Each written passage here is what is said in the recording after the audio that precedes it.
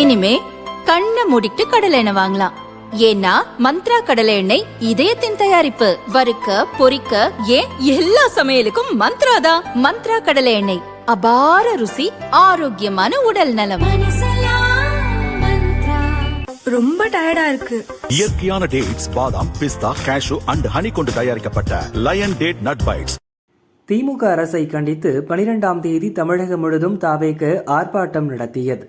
சென்னை ஆர்ப்பாட்டத்தில் பேசிய தாவேக நிர்வாகி யாதவ், எம்ஜிஆருக்கு பிறகு சிஸ்டத்தை மாற்ற வேண்டும் என வந்த நடிகர் ரஜினியை அரசியலுக்கு வரவிடாமல் திமுக மிரட்டியது. இப்போது ரெட் ஜெயண்ட் தயாரிப்பில் படம் நடிக்க போய்விட்டார். அரசியலுக்கு வரும் மனதைரியம் விஜய்க்கு மட்டும்தான் உள்ளது என பேசியிருந்தார். தமிழகத்தின் பல அரசியல் கட்சி தலைவர்களும் ஆதவ் அர்ஜுனாவை கண்டித்ததோடு நடிகர் விஜய் அவர் மீது நடவடிக்கை எடுக்க வேண்டும் எனவும் வலியுறுத்தினர்.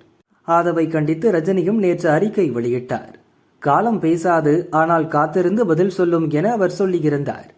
இப்பிரச்சனைக்கு விளக்கமளிக்க ஆதவ் அர்ஜுனா விரும்பினார். பனையூர் தாவேக அலுவலகத்தில் நேற்று மதியம் செய்தியாளர்களை சந்திக்கவிருந்தார். கடைசி நேரத்தில் அது ரத்து செய்யப்பட்டது. பின் பெரம்பூரில் நடந்த தாவேக பொதுக்கூட்டத்தில் ரஜினி ரசிகர் விளக்கம் கேட்க ஆதவ் அர்ஜுனா மன்னிப்பு கேட்டார். இதுகுறித்து தாவேக வட்டாரம் கூறியதாவது, ரஜினி விஜய் ரசிகர்களிடையே சமூக வலைதளங்களில் கடுமையான மோதல் நடக்கிறது. அதில் எண்ணெய் ஊற்றுவது போல் ஆதவ் பேசியதை முதலில் விஜய் ரசித்தார்.